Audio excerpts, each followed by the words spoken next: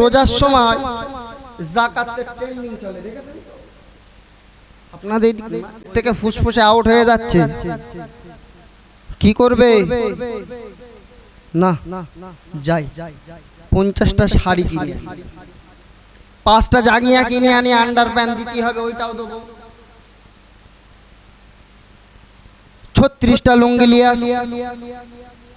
এনে মসজিদে খবর দিচ্ছে, ইমাম সাহেব আমি যাকাতের শাড়ি দেবো, লুঙ্গি দেবো, জাঙ্গিয়া দেবো, খবরটা মসজিদে জুমার দিন দিও।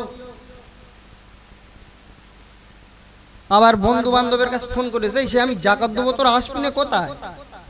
হ্যাঁ চলে আয় চলে আয়। রোজার সময় যাকাতের ট্রেন্ডিং চলে, দেখেছেন? আপনাদের কথা বলেন না কেন? থোবনা ছেড়ে বলেন, আছে না নাই? আছে। এরা এই কত টাকা যাকাত?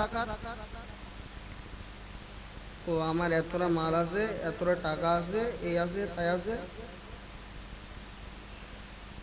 3 লাখ মতন হয়।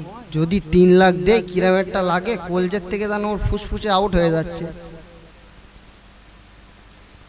কলজের থেকে ফুসফুসে আউট হয়ে যাচ্ছে, কি করবে?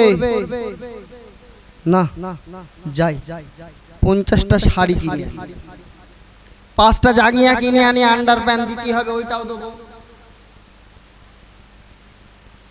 36টা লুঙ্গি লিয়ে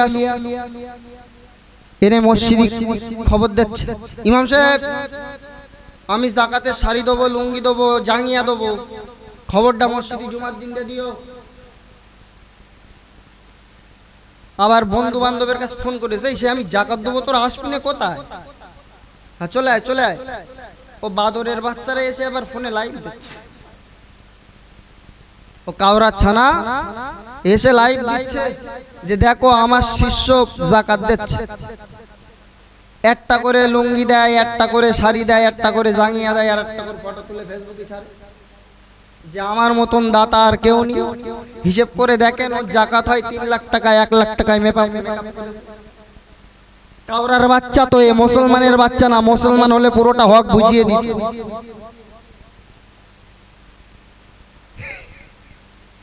চাচা বলতেছে, হুজুর আপনি এত বলা বলতেছেন কেন?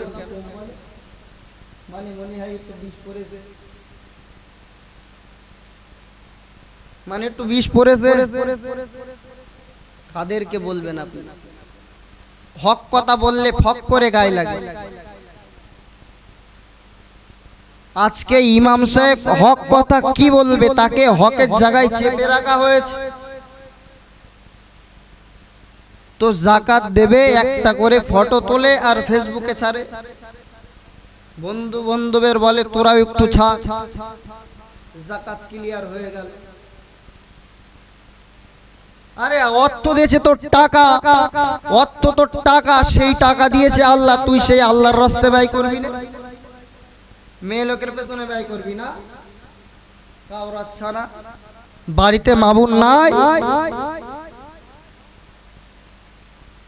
তুই যে অন্যের মেয়েটা নিয়ে বাইকের পিছনে নিয়ে ঘুরছিস, তোর বোনটাকে নিয়ে যদি কেউ ঘুরে,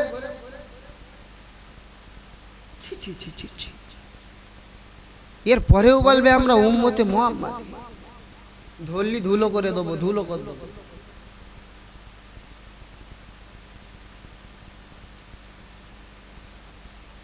এরপরেও এ শালা বাদরের বাচ্চা বলে আমি